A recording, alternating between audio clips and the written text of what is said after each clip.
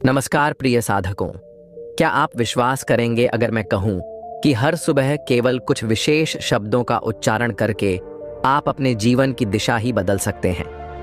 यह सुनने में भले ही असामान्य लगे, लेकिन प्राचीन ऋषि ने इस रहस्य को ब्रह्म मुहूर्त का अमृत कहा है। यह कोई जादू नहीं, बल्कि वह सूक्ष्म विज्ञान है जिसे हमारे मुनियों ने आत्म अनुभव से जाना और जिया। उन्होंने इसे हर किसी से साझा नहीं किया, क्योंकि यह केवल उन्हीं के लिए था जो आत्म परिवर्तन के लिए वास्तव में तैयार थे। अगर आप भी अपने भीतर की शक्ति को जगाने वाले एक साधक हैं, तो इस यात्रा में मेरे साथ अंत तक बने रहिए।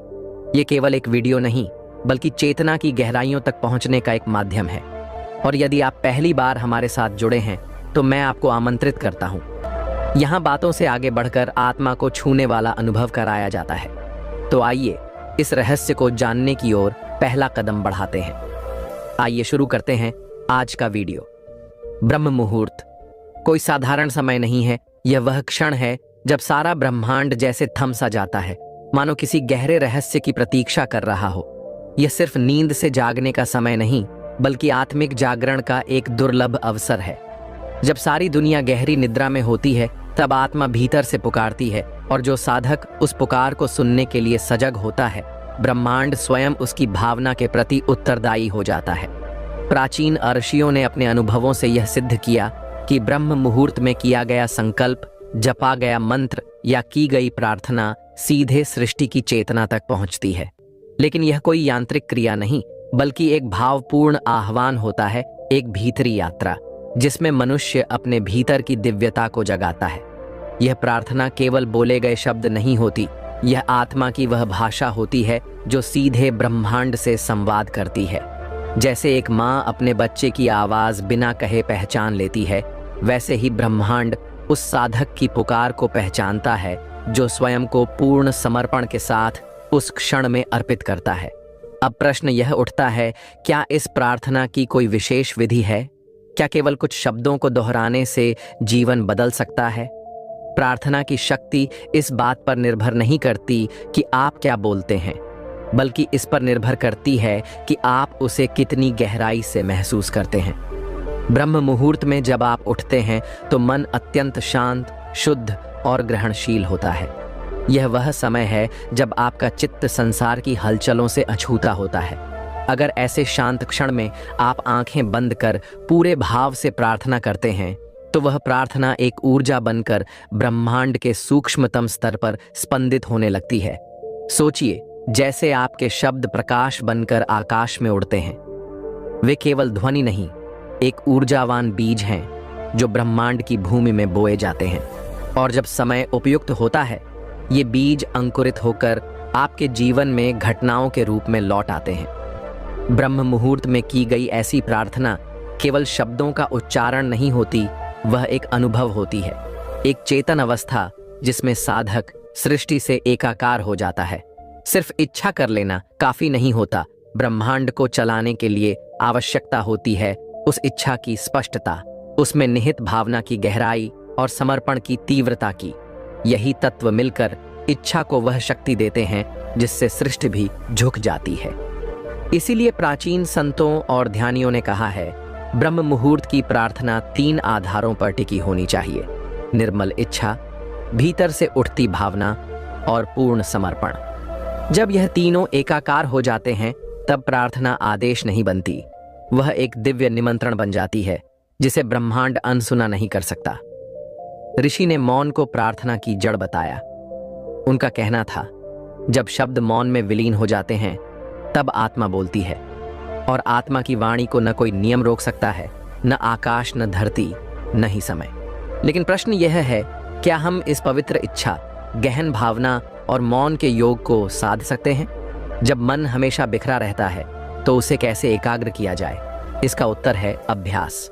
सबसे पहला अभ्यास है मौन में उतरना। जब आप ब्रह्म मुहूर्त में जागें, तो बोलने से पहले अपने भीतर और बाहर के मौन को सुनें। वातावरण में फैली नीरवता, हल्की ठंडी हवा की स्पर्श और भीतर की थरथराती ऊर्जा, यही वह क्षण है जब आत्मा सबसे अधिक सजग होती है। इस क्षण बस आंखें बंद करके दोनों हाथ जोड़ें और अपने भीतर यह भावना जगाएं, मैं ईश्वर के सन्निकट हूँ। मेरी प्रार्थना आज अवश्य सुनी जाएगी। यह भावना आपके भीतर कंपन उत्पन्न करेगी। उस कंपन को अपने हृदय में अनुभव करें। यह वही पुल है जिसके माध्यम से आपकी चेतना सृष्टि की चेतना से जुड़ती है। अब एक गहरी सांस लें और छोड़ते हुए कोई सरल प्रार्थना मंत्र बोलें, जैसे हे ईश्वर, मुझे अपनी शांति और प्रकाश से भर दो। इन शब्दों को केवल दोहराएं नहीं, उनके अर्थ को जिएं। अनुभव करें जैसे वह प्रकाश सच में भीतर उतर रहा है।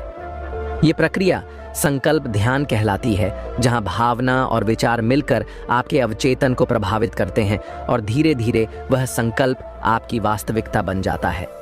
विज्ञान भी कहता है कि सुबह के समय मस्तिष्क की तरंगे अल्फा और थीटा अवस्था में होती हैं। यह वही अवस्था है जिसमें हमारा अवचेतन मन पूरी तरह खुला रहता है। ऐसे समय में बोला गया हर शब्द, हर भावना, हर चित्र गहराई से हमारी चेतना में बस जाता है। इसलिए यदि आप दिन की शुरुआत मौन, भावना और संकल्प से करें तो केवल प्रार्थना नहीं, चमत्कार जन्म लेने लगते हैं। कई बार ऐसा होता है कि मन स्थिर नहीं रह पाता। भीतर एक बेचैनी होती है, कभी आलस्य घेर लेता है तो कभी संदेह उठने लगता है। ऐसे समय में एक और साधना मदद करती है, आभार की प्रार्थना। जब आप केवल मांगने की बजाय ईश्वर का धन्यवाद करने लगते हैं, धन्यवाद प्रभु, जो कुछ भी जीवन में आ रहा है उसके लिए, तो आप ब्रह्मांड से एक गहरे स्तर पर जुड़ने लगते हैं। क्योंकि मांगना अपेक्षा से आता है, जबकि धन्यवाद स्वीकृति से, और स्वीकृति में एक दिव्य शक्ति होती है। अब सवाल उठता है, क्या इस प्रार्थना के लिए कोई विशेष दिशा, आसन या शब्द होते हैं? दिशा का महत्व है। महर्षि ने अनुभव से जाना कि पूर्व दिशा, जहां सूर्य की पहली किरण धरती को छूती है, सबसे ऊर्जावान होती है। ब्रह्म मुहूर्त में जब आप पूर्व दिशा की ओर बैठते हैं तो उस दिव्य प्रकाश के प्रवाह से आप सीधे जुड़ते हैं। आसन भी उतना ही महत्वपूर्ण है। रीढ़ सीधी हो, आंखें हल्की बंद, शरीर संतुलन में हो, न बहुत कसा हुआ न बहुत ढीला। हाथ घुटनों पर या प्रार्थना मुद्रा में रखें। यह स्थिति शरीर को स्थिर और मन को सजग बनाती है, जैसे एक दीपक जो हवा में भी थरथराता नहीं। अब आती है बात शब्दों की, जिन्हें प्राचीन मुनियों ने मंत्र कहा। मंत्र कोई चमत्कारी वाक्य नहीं, बल्कि एक ध्वनि ऊर्जा है। जब आप कहते हैं एयुएम नमो भगवते वासुदेवाय, यह केवल उच्चारण नहीं, बल्कि आपकी चेतना को उस परम स्रोत से जोड़ने की प्रक्रिया है। और जब यह शब्द ब्रह्म मुहूर्त के गहन मौन में बोले जाते हैं तो उनका प्रभाव कई गुना बढ़ जाता है। यदि आप किसी विशेष उद्देश्य के लिए प्रार्थना कर रहे हैं तो उसे स्पष्ट और सरल भाषा में कहें, जैसे हे प्रभु, मैं अपने जीवन में प्रेम और शांति का अनुभव कर रहा हूं, इसके लिए मैं कृतज्ञ हूं। ध्यान रहे मांगने की भावना से नहीं, बल्कि विश्वास और अनुभव के भाव से बोलें। ब्रह्मांड को अस्पष्टता नहीं, स्पष्टता पसंद है। इसीलिए भय या भ्रम से नहीं, बल्कि संपूर्ण आश्वस्ति और आभार के साथ प्रार्थना करें। कुछ शब्द जैसे शांति, प्रकाश, आनंद, करुणा साधारण नहीं हैं। इनका उच्चारण सुबह के मौन में एक ऊर्जा क्षेत्र उत्पन्न करता है, जो आपको दिन भर एक विशेष तरंग में बनाए रखता है। ये ऊर्जा धीरे धीरे आपके विचारों, भावनाओं और कर्मों को रूपांतरित करने लगती है। परंतु एक रहस्य अभी भी शेष है, प्रार्थना की प्रतिध्वनि। जब एक ही शब्द, एक ही भावना हर दिन एक ही समय पर दोहराई जाती है तो वह कंपन अस्थायी नहीं रहता, वह स्थायी बन जाता है। और यही है सच्ची साधना की शुरुआत, जहां प्रार्थना शब्द नहीं, एक जीवित अनुभव बन जाती है। आर्षियों ने सदियों पहले एक रहस्य खोजा था, नित्य साधना का। इसका अर्थ केवल नियमित अभ्यास नहीं था, बल्कि एक ऐसी लय में जीना था जो ब्रह्मांड की धड़कनों के संग तालमेल बनाए। अब प्रश्न उठता है, यदि हम हर दिन एक ही प्रार्थना करें तो क्या वह उबाऊ या यांत्रिक नहीं हो जाएगी? और हम उसमें हर दिन नई भावनाएं कैसे जगाएं? जब एक प्रार्थना रोजाना एक ही स्थान, समय और भावना के साथ दोहराई जाती है तो वह मात्र शब्दों की पुनरावृत्ति नहीं रहती, वह एक सजीव ऊर्जा बन जाती है। यह वही है जिसे वैदिक परंपरा में ऋतुचक्र साधना कहा गया है, यानी अपने आचरण को ब्रह्मांडीय लय के साथ जोड़ना। ऐसी साधना में प्रार्थना एक कंपन बन जाती है, जो भीतर और बाहर दोनों को प्रभावित करती है। यह कोई अंधविश्वास नहीं, बल्कि विज्ञान है। जब हम बार बार किसी भावना को गहराई से अनुभव करते हैं तो हमारे मस्तिष्क का तंत्रिका जाल उसे और अधिक शक्तिशाली रूप में आत्मसात करता है।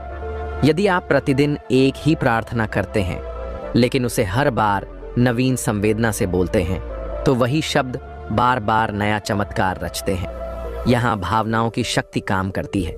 उदाहरण के लिए, यदि आप कहते हैं, हे ईश्वर मुझे शांति दो, लेकिन आपके भीतर उस समय अशांति, क्रोध या चिंता है, तो आपकी ऊर्जा और शब्द मेल नहीं खा रहे।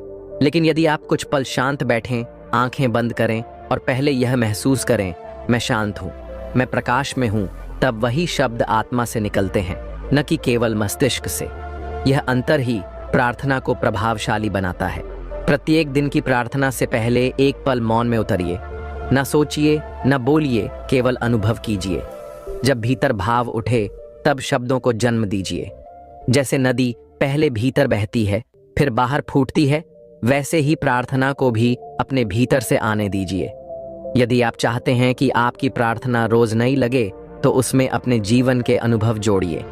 जैसे एक दिन आपने किसी को क्षमा किया तो अगली सुबह कहिए, प्रभु आपने मुझे क्षमा का अनुभव कराया, इसके लिए आभार। आज मुझे और गहराई से क्षमा का भाव दीजिए। अब यह प्रार्थना यांत्रिक नहीं रही, यह जीवंत हो गई है। जब प्रार्थना जीवन से जुड़ जाती है तब वह आत्मा की आवाज बन जाती है, और आत्मा जब बोलती है तो सारा ब्रह्मांड सुनता है। कई लोग यह सोचते हैं कि केवल भावना और शब्दों से ही प्रार्थना पूरी हो जाती है, लेकिन क्या वास्तव में ऐसा है? क्या कोई विशेष समय, दिन या वातावरण होता है जब प्रार्थना की शक्ति कई गुना बढ़ जाती है? प्रकृति के पास एक अदृश्य समय चक्र है। हर क्षण, हर दिन, हर मौसम अपनी विशेष ऊर्जा लेकर आता है। जब हम इस ब्रह्मांडीय घड़ी के साथ स्वयं को एक लय में लाते हैं, तब हमारी प्रार्थना केवल शब्दों का संकलन नहीं रहती, वह एक ब्रह्मांडीय स्पंदन बन जाती है। प्राचीन भारत की परंपरा में मुहूर्त, तिथि और नक्षत्र जैसे शब्दों का उल्लेख इसी ज्ञान के कारण हुआ।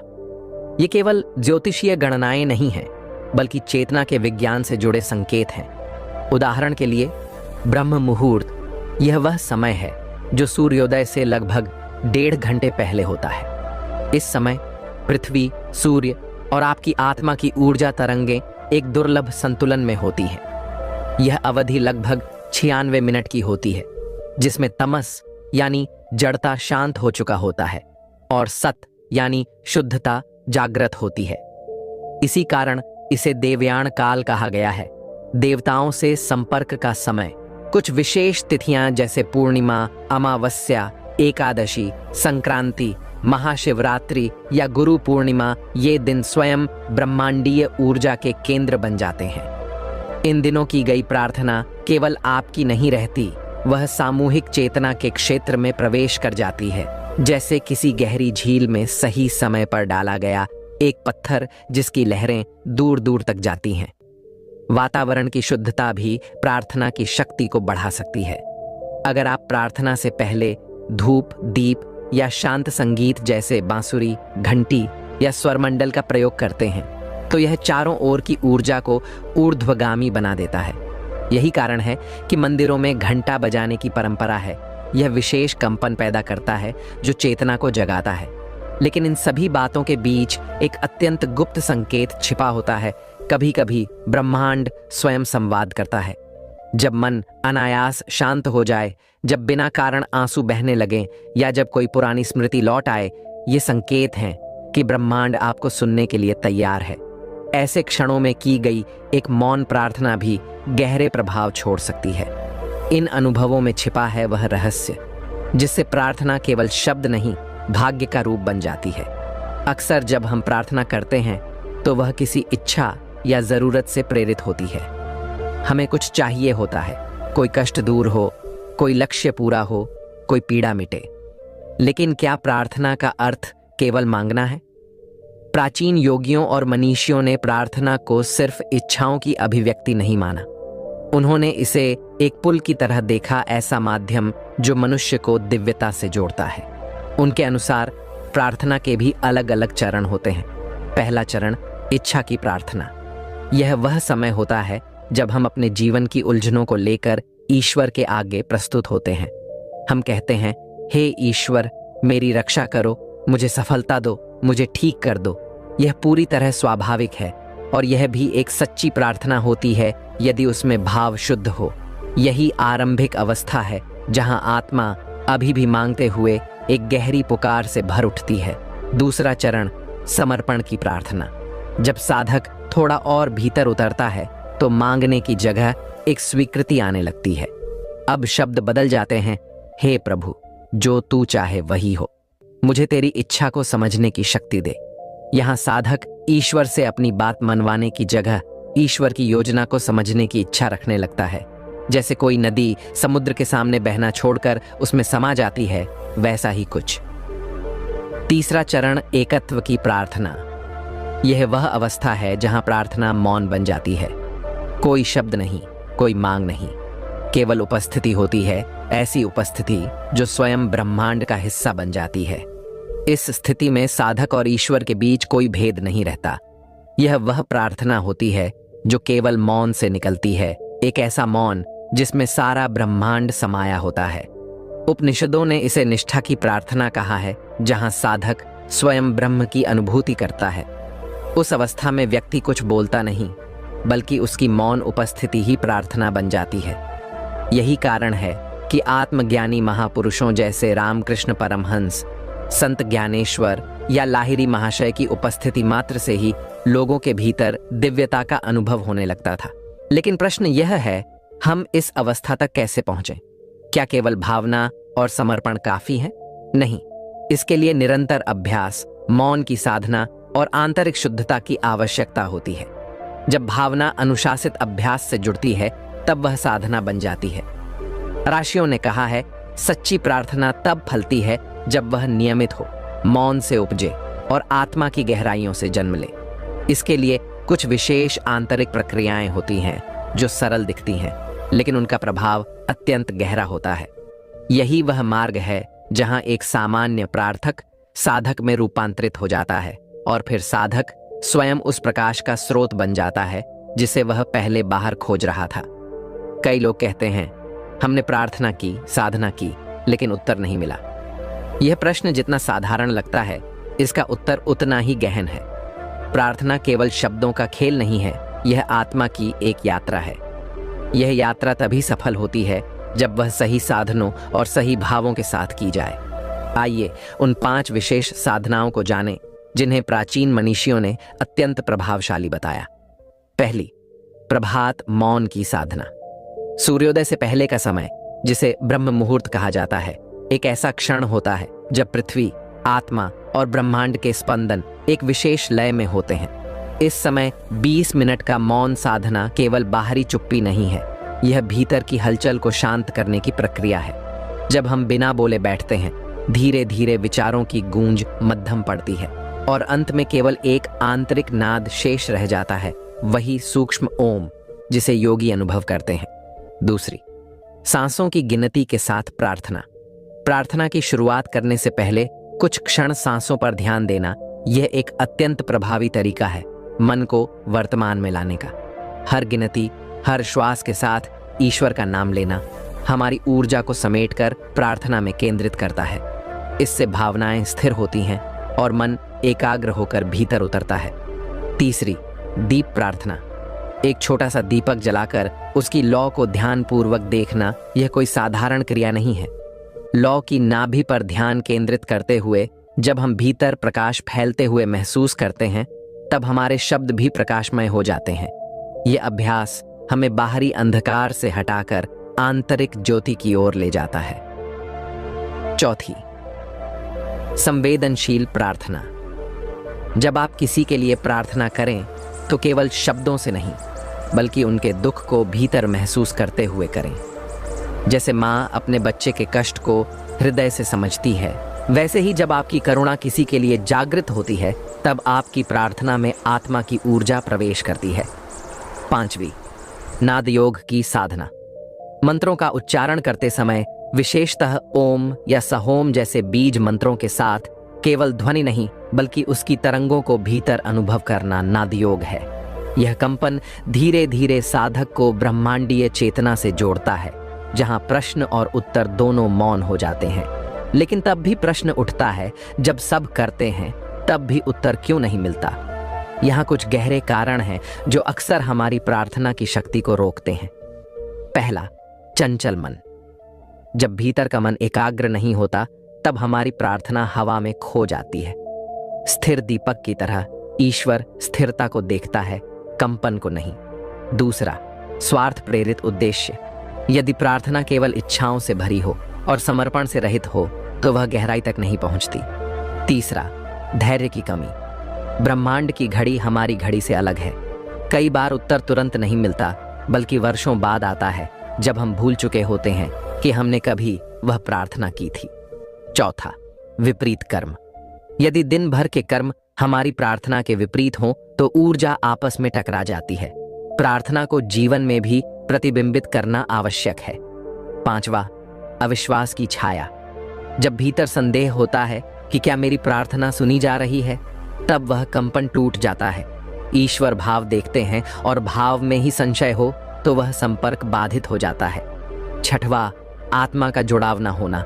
जब तक प्रार्थना केवल विचार और शब्दों तक सीमित है, तब तक वह एक मानसिक अभ्यास ही रहती है।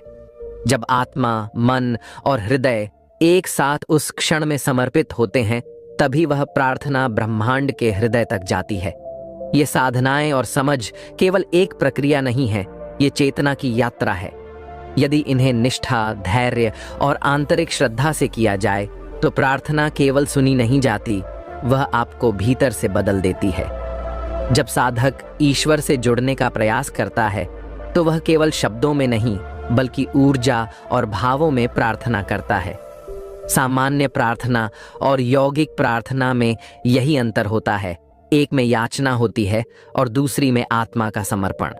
यहाँ 5 ऐसी यौगिक विधियां हैं जो किसी भी साधक को गहराई से ईश्वर से जोड़ सकती हैं।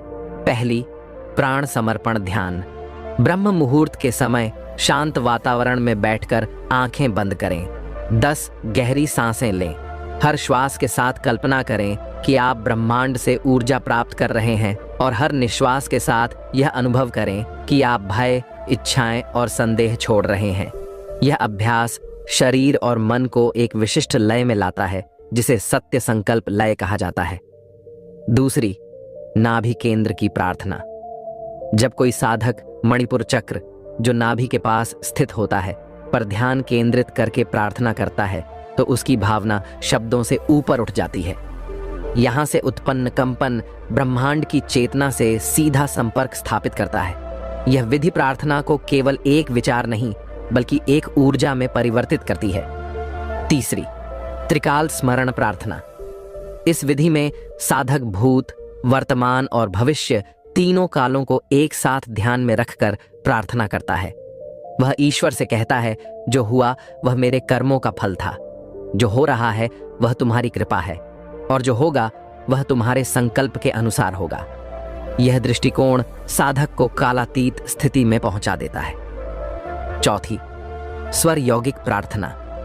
मनुष्य के नासिका छिद्रों में बहने वाली प्राण ऊर्जा स्वर विज्ञान के अनुसार प्रार्थना के स्वरूप को प्रभावित करती है। यदि बायां स्वर चंद्र स्वर सक्रिय हो तो शांतिपूर्ण प्रार्थना करें। यदि दायां सूर्य स्वर सक्रिय हो तो शक्ति और साहस से युक्त प्रार्थना करें। यदि दोनों एक साथ सक्रिय हों तो यह सुषुम्ना के जागरण का संकेत है। उस क्षण की गई प्रार्थना विशेष रूप से प्रभावशाली मानी जाती है। पांचवी, मानसिक प्रतिध्वनि साधना। इस विधि में शब्दों को केवल बोला नहीं जाता, बल्कि भीतर गूंजते हुए सुना जाता है। जब प्रार्थना की ध्वनि भीतर प्रतिध्वनित होती है, तो मन, आत्मा और ब्रह्मांड एक लय में प्रवाहित होने लगते हैं। यही वह स्थिति है जहां मन ईश्वर की लहरों में विलीन हो जाता है। इन यौगिक विधियों को जीवन में अपनाकर साधक अपनी प्रार्थना को एक दिव्य संप्रेषण में बदल सकता है, एक ऐसा माध्यम जो आत्मा को परम स्रोत से जोड़ देता है। प्रार्थना केवल शब्दों का उच्चारण नहीं है, यह एक गहरी आंतरिक यात्रा है, एक आत्मिक पुकार जो ब्रह्मांड की चेतना को स्पर्श करती है। लेकिन जब हम यह पूछते हैं, क्या मेरी प्रार्थना सुनी गई, तो उत्तर हमेशा सीधा नहीं होता। ईश्वर कभी कभी संकेतों के माध्यम से संवाद करते हैं, ऐसे संकेत जो केवल एक सजग ध्यानशील मन ही पहचान सकता है। आदि योगियों और आध्यात्मिक साधकों ने समय समय पर ऐसे 7 संकेतों का वर्णन किया है जो यह दर्शाते हैं कि प्रार्थना का उत्तर आने लगा है। पहला संकेत, भीतर शांति की तरंग। प्रार्थना के पश्चात आपका मन अचानक शांत हो जाए, जैसे लहरों से भरा समुद्र अचानक स्थिर हो गया हो, तो समझिए यह ईश्वर के स्पर्श का प्रतीक है। यह शांति उत्तर से पहले का मौन होता है। दूसरा संकेत, दिव्य स्वप्नों का आगमन। विशेष रूप से ब्रह्म मुहूर्त में की गई प्रार्थनाओं के बाद यदि आपको रात में कोई तेजस्वी प्रकाश, कोई दिव्य आकृति या कोई प्रतीकात्मक सपना दिखे, तो यह संकेत है कि उत्तर रूपी संदेश स्वप्नों में आया है। तीसरा संकेत, जीवन में अचानक बदलाव। जब आपके चारों ओर अचानक कुछ ऐसा हो जो पहले असंभव लग रहा था, जैसे कोई अड़चन हट जाए, कोई पुराना संबंध फिर से जुड़ जाए या कोई समस्या स्वतः हल हो जाए, तो समझिए ब्रह्मांड घटनाओं के माध्यम से प्रतिक्रिया दे रहा है। चौथा संकेत, पवित्र ग्रंथों में उत्तर मिलना। कई साधक अनुभव करते हैं कि किसी शंका या उलझन में वे जैसे ही किसी धार्मिक ग्रंथ को खोलते हैं, उत्तर उस पृष्ठ पर लिखा होता है। यह संयोग नहीं, संकेत होता है। पांचवा संकेत, शरीर में सूक्ष्म ऊर्जा का अनुभव। गहराई से की गई प्रार्थना कभी कभी शरीर में कंपन, गर्माहट या ऊर्जा की अनुभूति के रूप में प्रकट होती है, खासकर हृदय, नाभि या आज्ञा चक्र के आसपास। छठवां संकेत, किसी अजनबी का संदेश वाहक बन जाना। कभी कभी कोई अपरिचित व्यक्ति अचानक वह बात कह देता है जो आपने अभी अभी भीतर अनुभव की थी। यह ईश्वर की एक रहस्यमयी संचार प्रणाली है जो किसी को माध्यम बनाकर उत्तर भेजती है। सातवां संकेत, अंतर्मन की स्पष्ट पुकार। सबसे रहस्यमय संकेत तब आता है जब भीतर से एक अड़ोल, स्पष्ट, निश्चल आवाज सुनाई देती है, सब ठीक हो जाएगा, चिंता मत करो। यह आवाज तर्क नहीं करती, वह केवल होती है शुद्ध, शांत और पूर्ण। इन संकेतों को पहचानना एक साधना है। अभ्यास से चेतना अधिक जागरूक बनती है और धीरे धीरे हमें ईश्वर की उस मौन भाषा को समझने की शक्ति मिलती है। सच्ची साधना केवल ध्यान की क्रिया नहीं, बल्कि एक अंतरयात्रा है। वह प्रक्रिया जिसमें साधक अपने अंतःकरण को इतना निर्मल बनाता है, अपनी भावना को इतना पारदर्शी और संकल्प को इतना दृढ़ करता है कि दिव्यता स्वयं उसकी चेतना में प्रकट होने लगती है। भगवद गीता में श्री कृष्ण ने इसका संकेत दिया था, योगस्थ कुरु कर्माणि। जब मन ईश्वर में स्थित हो जाए तब प्रत्येक कार्य पूजा बन जाता है। यही योग की गूढ़ अवस्था है। इस साधना की शुरुआत होती है मौन से, लेकिन यह मौन केवल ध्वनि का अभाव नहीं, विचारों के भी मौन होने की दशा है। जब आप ब्रह्म मुहूर्त की कोमल वेला में आंखें बंद करते हैं और बस इतना कहते हैं, प्रभु मैं यहाँ हूँ, तो ब्रह्मांड को पहला संकेत मिल जाता है, आप अब तैयार हैं। इसके बाद साधक प्रवेश करता है प्राण संवेदन में। सांस केवल एक जैविक प्रक्रिया नहीं रह जाती, वह एक दिव्य स्पर्श बन जाती है। हर श्वास के साथ जीवन ऊर्जा भीतर प्रवेश करती है और जब इस अनुभव में गहराई आती है तो सांस स्वयं ईश्वर का कंपन बन जाती है। तीसरे चरण में प्रार्थना का कंपन प्रकट होता है। जब आप पूर्ण एकाग्रता से एक ही भाव को दोहराते हैं, हे प्रभु मुझे जानो, मुझे अपनाओ, तो यह कंपन आपके शरीर, मन और आत्मा को एक सुर में लाकर साधना को गहराता है। शब्दों से परे भाव का उदय होता है, समय रुकता है, शरीर का अनुभव विलीन होता है और एक सौम्य प्रकाश भीतर से प्रस्फुटित होता है। यही ईश्वर की उपस्थिति का पहला संकेत होता है। लेकिन यह अवस्था स्थायी नहीं होती, इसे पोषित करना पड़ता है, नियमित साधना से, अनुशासन से। और इसके लिए आर्षियों ने एक दिव्य विधि बताई, त्रिकाल प्रार्थना प्रणाली। त्रिकाल प्रार्थना एक दिव्य जीवन शैली। प्रातः प्रार्थना, प्रकृति जब मौन होती है तब चेतना सबसे सजग होती है। यदि इस क्षण आप भीतर से कहें, प्रभु आज मैं आपको अपने साथ चाहता हूं, तो यह संकल्प आपके पूरे दिन की ऊर्जा को शुद्ध कर देता है। मध्याह्न प्रार्थना, दोपहर दिन के मध्य में जब आप सबसे अधिक कार्यों में व्यस्त होते हैं, वही समय होता है जब ईश्वर से संपर्क टूटता है। इस क्षण केवल 2 मिनट के लिए आंखें बंद करें और भीतर कहें, जो भी कर रहा हूं तेरे लिए कर रहा हूं, और कार्य साधना बन जाता है। रात्रि प्रार्थना शयन से पूर्व। दिन के अंत में जब आत्मा विश्राम की ओर लौटती है, वह सबसे भावपूर्ण क्षण होता है। यदि इस समय आप हृदय से कहें, प्रभु आज मैं भटक गया पर आपने मुझे थामा, धन्यवाद, तो यह प्रार्थना नींद को भी ध्यान में परिवर्तित कर देती है। त्रिकाल प्रार्थना एक प्रदर्शन नहीं है, इसमें कोई विशेष मुद्रा या स्थान आवश्यक नहीं, बस एक सच्चा मन चाहिए और ईश्वर की ओर झुकी हुई चेतना। यह साधना धीरे धीरे आपकी चेतना को उस स्तर तक ले जाती है जहां हर सांस, हर भावना, हर कर्म केवल दिव्यता से भरे होते हैं। प्रार्थना का गुप्त रहस्य, जब शब्द रुकते हैं तब ईश्वर बोलते हैं। त्रिकाल प्रार्थना एक दिव्य जीवन शैली है, लेकिन क्या केवल यह प्रणाली ही ईश्वर की अनुभूति के लिए पर्याप्त है? नहीं, क्योंकि बहुत से साधक वर्षों तक सुबह, दोपहर और रात तीनों समय प्रार्थना करते हैं, फिर भी भीतर खालीपन अनुभव करते हैं। उन्हें ईश्वर की उपस्थिति का एहसास नहीं हो पाता। क्यों? क्योंकि वे अनजाने में एक सूक्ष्म लेकिन गहरी भूल कर बैठते हैं। यह भूल दिखने में छोटी है, लेकिन साधना के मार्ग की सबसे बड़ी बाधा बन जाती है मांगते जाना, लेकिन कभी स्वीकार न करना। जब भी हम प्रार्थना करते हैं, हम कुछ चाहते हैं, स्वास्थ्य, सफलता, प्रेम, शांति। पर क्या हमने कभी यह सोचा कि जो कुछ हमारे पास नहीं है, वह शायद इसलिए नहीं कि ईश्वर नहीं देना चाहते, बल्कि इसलिए कि हम सुनने के लिए रुके ही नहीं। प्रार्थना का सार समर्पण में है, न कि सिर्फ याचना में। जैसे कोई बालक अपने माता पिता से बार बार मांगे, लेकिन यह विश्वास न रखे कि वे उसके लिए सर्वश्रेष्ठ चाहते हैं, तो वह सिर्फ याचक बन जाता है, संतान नहीं। सच्चा साधक वह है जो ईश्वर से केवल कहता नहीं, बल्कि यह भी पूछता है, प्रभु आप मुझसे क्या चाहते हैं? यहाँ एक गहरा रहस्य छिपा है। प्रार्थना का सबसे शक्तिशाली क्षण वह नहीं होता जब आप बोलते हैं, बल्कि वह जब आप मौन होते हैं। जब आप भीतर की हलचल को शांत करते हैं, तब ईश्वर का स्पर्श महसूस होता है। एक साधक की कथा है, वह प्रतिदिन ईश्वर से यही प्रार्थना करता कि उसे ईश्वर का दर्शन हो। 7 वर्षों तक उसने निरंतर यही निवेदन किया, पर कुछ नहीं हुआ।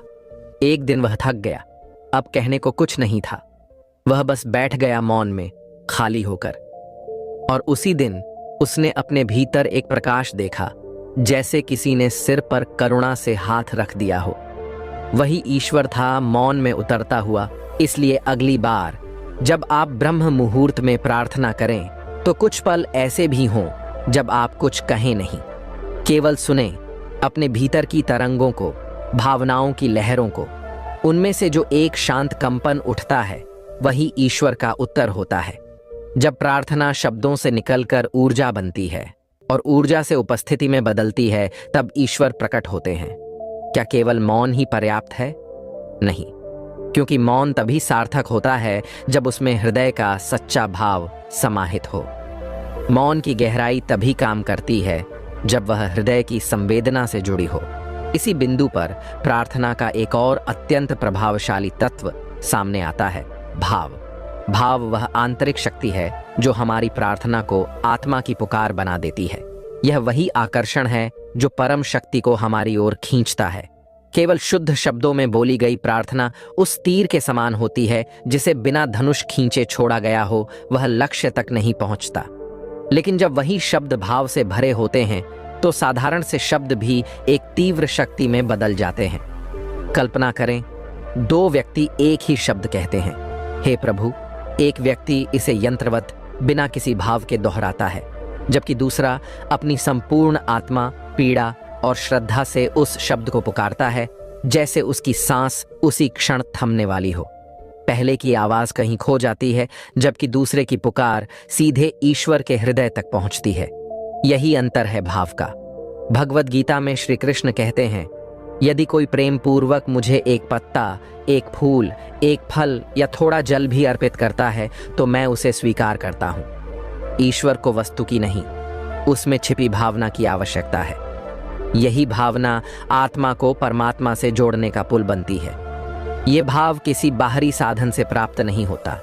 यह भीतर से जागता है जब हम सच्चाई से अपने भीतर झांकते हैं, जब हम अपने अहंकार को नीचे रखकर यह स्वीकार कर लेते हैं कि हम कुछ नहीं, सब कुछ वही है। अब प्रश्न उठता है, क्या भाव किसी विशेष साधना से आता है या यह केवल जीवन की घटनाओं से स्वतः उत्पन्न होता है? क्या इसे जगाने की कोई पद्धति है? इसका उत्तर है, भाव एक अभ्यास है, एक साधना है। जैसे शरीर को लचीला और स्वस्थ बनाने के लिए योग की आवश्यकता होती है, वैसे ही भाव को जगाने के लिए हृदय की साधना जरूरी है। यह साधना बाहरी नहीं बल्कि अंतरंग और मौन होती है, लेकिन जब इसे श्रद्धा, समर्पण और नियमितता के साथ किया जाता है तो ब्रह्म मुहूर्त की हर प्रार्थना दिव्यता से भर जाती है। ईश्वर से जुड़ने की 4 मौलिक विधियां। पहली, स्मरण भावनात्मक जुड़ाव के साथ। ईश्वर का स्मरण केवल सोचने भर का कार्य नहीं बल्कि एक गहरा भावात्मक संबंध बनाना है। जब हम अपने आराध्य को इस तरह याद करते हैं जैसे कोई प्रिय खो गया हो, आंखों में नमी, हृदय में स्थिरता और एक सूक्ष्म ऊर्जा का संचार, तब स्मरण एक साधना बन जाता है। दूसरी, कल्पना अनुभूति की सीढ़ी। कल्पना कोई भ्रम नहीं बल्कि चेतना का एक माध्यम है। जब हम आंखें बंद करके अपने ईश्वर को अपने समीप अनुभव करते हैं, उनके चरणों में बैठे होने का भाव करते हैं, तो भीतर एक स्पंदन उठता है। जैसे जैसे यह कल्पना गहरी होती है, वह अनुभूति वास्तविकता का रूप लेने लगती है। यही कारण है कि कई साधक अपने ध्यान में ईश्वर के निकट होने का अनुभव करते हैं। तीसरी, प्रार्थना और श्वास का संगम। जब प्रार्थना को श्वास से जोड़ा जाता है तब वह भावनाओं से परिपूर्ण हो उठती है। जैसे हर गहरी श्वास में कहा जाए, प्रभु आप ही सब कुछ हैं, और छोड़ती श्वास में, मैं कुछ भी नहीं हूं। यह अभ्यास शरीर और मन को भावों के प्रवाह से भर देता है, जिससे भीतर एक कंपन उत्पन्न होता है। चौथी, मौन सेवा, निष्काम प्रेम की अभिव्यक्ति। किसी की मदद करना बिना नाम के, बिना दिखावे के, यह सेवा नहीं, ईश्वर से संवाद है। जब हम बिना स्वार्थ किसी के दुख में सहभागी बनते हैं तब भीतर से एक शुद्ध भाव जागता है। यही मौन सेवा हमें ईश्वर से जोड़ती है, सबसे गहराई में। इन 4 विधियों का निरंतर अभ्यास हमारे हृदय को खोलता है, और जब हृदय खुलता है तो प्रार्थना शब्दों से परे चली जाती है। वह ब्रह्मांड की पुकार बन जाती है जिसे ईश्वर अनसुना नहीं कर सकते। यह क्यों होता है कि सही भावना और विधियों के बावजूद कभी कभी प्रार्थना अधूरी रह जाती है? कुछ लोगों की प्रार्थना तुरंत पूरी हो जाती है, जबकि कुछ वर्षों तक इंतजार करते हैं। यह सवाल हर साधक के मन में कभी न कभी उठता है। क्या भगवान पक्षपाती होते हैं? क्या कुछ की प्रार्थना जल्दी सुन ली जाती है और कुछ को चुपचाप वर्षों तक इंतजार कराना पड़ता है? नहीं, भगवान कभी भी पक्षपाती नहीं होते, लेकिन उनका उत्तर हमारे भावनाओं के साथ साथ हमारी तैयारी पर भी निर्भर करता है। कल्पना कीजिए, आप एक बीज बोते हैं और उसी दिन फल की आशा करते हैं। क्या यह संभव है? बीज को समय चाहिए, सही मिट्टी चाहिए, पर्याप्त जल और प्रकाश चाहिए। ठीक वैसे ही जब आप प्रार्थना करते हैं तो वह एक बीज की तरह होती है। यदि आपका मन साफ नहीं है, यदि उसमें संदेह, क्रोध या लालच जैसी परतें जमा हैं, तो वह प्रार्थना का बीज जमीन में नहीं समाता। दूसरी ओर, जब कोई व्यक्ति वर्षों से साधना कर रहा होता है, अपने जीवन में ईमानदारी, सेवा और प्रेम के मूल्यों को जी रहा होता है, तो उसका हृदय पहले से तैयार होता है। उसकी हर प्रार्थना उस उर्वर भूमि में बोई जाती है जहां फल जल्दी आते हैं। इसलिए बाहरी दृष्टि से देखने पर लगता है कि उसकी प्रार्थना तुरंत पूरी हो गई, लेकिन अंदर की तैयारी वर्षों से चल रही होती है। एक सुंदर उदाहरण इस बात को समझाता है। एक साधक ने वर्षों तक ध्यान किया, लेकिन उसकी कोई भी इच्छा पूरी नहीं हुई। एक दिन वह हताश होकर कह बैठा, हे भगवान, क्या मैं तुम्हारा प्रिय नहीं हूं? उसी रात उसने भगवान को स्वप्न में देखा, जिन्होंने मुस्कुराते हुए कहा, तू मेरा ही था। यही कारण है कि मैं तुझे देर से दे रहा हूं, ताकि तुझे देने से पहले तुझे उसके योग्य बना सकूं। ये दिखाता है कि भगवान कोई मशीन नहीं है जो तुरंत प्रतिक्रिया दें। वे एक पिता हैं, एक प्रेम में डूबा हुआ शिक्षक हैं, जो जानते हैं कि कब, क्या और कैसे देना है। कई बार देरी हमें भीतर से मजबूत करने के लिए होती है। जब हम उस योग्य हो जाते हैं तो हमें वह मिलता है जो हम सोचते भी नहीं थे। यहाँ एक और रहस्य है। कुछ प्रार्थनाएं ऐसी होती हैं जिन्हें बिना कहे ही ब्रह्मांड पकड़ लेता है, क्योंकि वे केवल भावना से नहीं बल्कि समर्पण से की जाती हैं। समर्पण का मतलब क्या है? क्या यह केवल एक शब्द है या यह एक जीता जागता अनुभव है?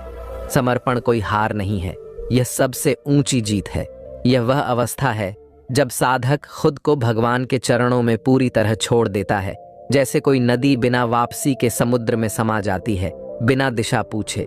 समर्पण का मतलब है अब मैं नहीं हूं, अब केवल तुम हो।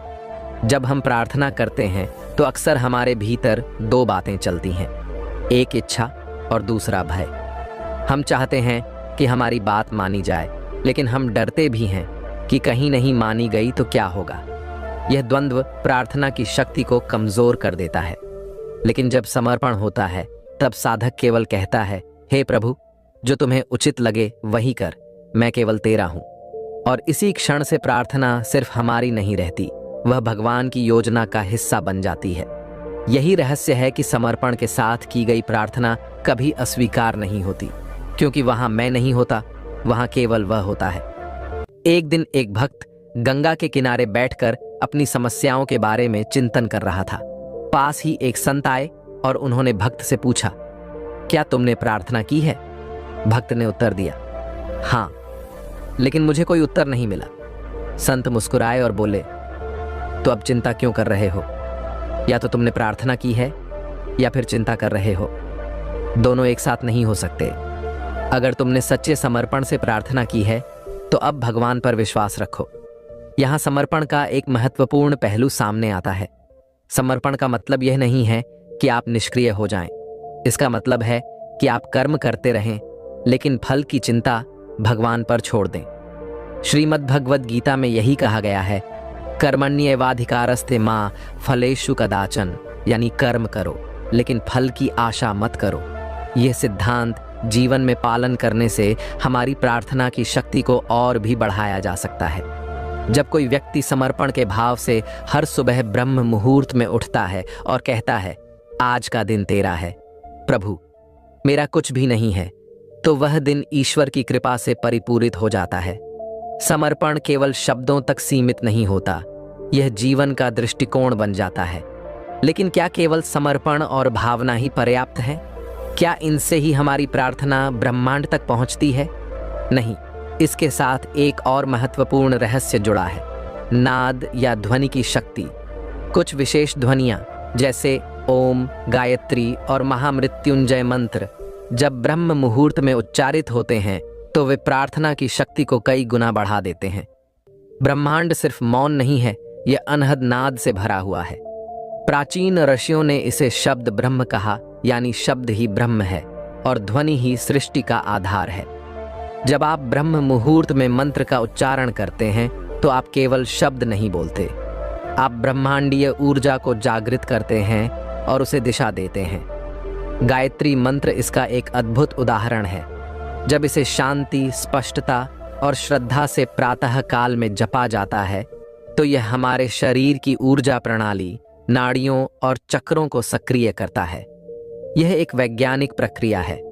उच्चारण की ध्वनि और लय मस्तिष्क की तरंगों को स्थिर करती है और उन्हें ब्रह्मांडीय चेतना से जोड़ती है। ध्वनि का प्रभाव केवल बाहर नहीं बल्कि भीतर भी होता है। जब आप ओम का उच्चारण करते हैं तो आपकी रीढ़ की हड्डी से लेकर मस्तिष्क तक एक हल्का कंपन फैलता है जो ध्यान की अवस्था को सहज बनाता है। यह कंपन आपको ईश्वर की उपस्थिति का अनुभव कराता है और भले ही आपकी आंखें बंद हों, आपका हृदय खुल जाता है। इसीलिए सभी धर्मों में मंत्रों या ध्वनियों का उपयोग किया जाता है, चाहे वह ओम नमः शिवाय, अल्लाहु अकबर, अवहरा या अमीत हो। प्रत्येक में एक विशेष तरंग छिपी होती है जो आत्मा को ऊपर उठाने का कार्य करती है। लेकिन मंत्र तभी प्रभावी होते हैं जब उन्हें भावना, ध्यान और एकाग्रता के साथ बोला जाए। केवल यांत्रिक रूप से जपना हमें उस ऊर्जा से नहीं जोड़ सकता। यही कारण है कि ब्रह्म मुहूर्त में मंत्रों का उच्चारण विशेष रूप से प्रभावशाली माना जाता है, क्योंकि उस समय वातावरण शांत होता है, मानसिक तरंगें स्थिर होती हैं और ब्रह्मांड खुद को सुनने के लिए तैयार रहता है। यह समय वह होता है जब पृथ्वी, सूर्य और आकाश के बीच कंपन इतने सम होते हैं कि हमारी साधना सीधे उस सूक्ष्म क्षेत्र में प्रवेश करती है जहां ब्रह्मांडीय ऊर्जा सक्रिय होती है। अब सवाल यह उठता है कि क्या सिर्फ मंत्रों का जाप ही पर्याप्त है या इसके साथ एक विशिष्ट मानसिक स्थिति भी जरूरी है। ध्यान वह मार्ग है जो हमें शब्दों से पार ले जाता है, उस शांति में जहां प्रार्थना की वास्तविक भावना मौजूद होती है। जब हम प्रार्थना करते हैं तो वह एक संवाद होता है, लेकिन जब हम ध्यान की गहराई में उतरते हैं तो वह संवाद मौन में बदल जाता है और केवल अनुभव रह जाता है। यही वह अवस्था है जहां ईश्वर की उपस्थिति को गहरे रूप से महसूस किया जाता है। ब्रह्म मुहूर्त का समय केवल मंत्रों का समय नहीं है, बल्कि यह ध्यान की सर्वोत्तम अवस्था के लिए आदर्श समय है। यह वह घड़ी होती है जब प्रकृति खुद ध्यान मग्न होती है। पक्षी अभी तक नहीं जागे होते, हवा स्थिर होती है और मन शांत रहता है। यह समय हमें ब्रह्मांड से जुड़ने का अद्वितीय अवसर प्रदान करता है। ध्यान में प्रवेश करने का सबसे आसान तरीका हमारी सांसों पर ध्यान देना है। जब हम अपनी सांसों को महसूस करते हैं और उनकी गिनती करते हैं तो हम धीरे धीरे अपने शरीर, विचारों और इच्छाओं से अलग हो जाते हैं। इस मौन में उतरने पर प्रार्थना स्वयं हमारी चेतना का हिस्सा बन जाती है। अब हम प्रार्थना नहीं कर रहे होते, बल्कि हम स्वयं प्रार्थना बन जाते हैं। ऋषियों ने इसे ध्यान योग कहा, जहां मन, प्राण और आत्मा एक ही बिंदु पर समाहित होते हैं। ध्यान सिर्फ आंखें बंद करने का अभ्यास नहीं है, यह हमारी ऊर्जा को भीतर समेटने और उस केंद्र में स्थित होने का अभ्यास है जहां केवल हम और ईश्वर होते हैं। ऐसी अवस्था में किया गया कोई भी संकल्प, चाहे वह छोटा हो या बड़ा, ब्रह्मांड तक पहुंचता है। वह सिर्फ एक इच्छा नहीं रहती, बल्कि वह एक चेतन ऊर्जा बन जाती है जो अपने उद्देश्य की ओर बढ़ने लगती है। जब हम ध्यान के दौरान प्रार्थना करते हैं तो वह ऊर्जा हमारे विचारों से निकलकर सूक्ष्म रूप में परिवर्तित हो जाती है और यही ऊर्जा हमारे जीवन के घटनाक्रम को आकार देती है। लोग, अवसर और घटनाएं सब कुछ हमारे भीतर की शांति से जुड़कर प्रकट होते हैं। लेकिन क्या केवल ध्यान करना ही पर्याप्त है? क्या और भी कोई साधना है जो इस प्रक्रिया को और अधिक गहन और प्रभावशाली बना सकती है? यह साधना है मौन की साधना, जिसे ऋषियों ने मौन व्रत या मौन ध्यान कहा है। यह कोई साधारण मौन नहीं है।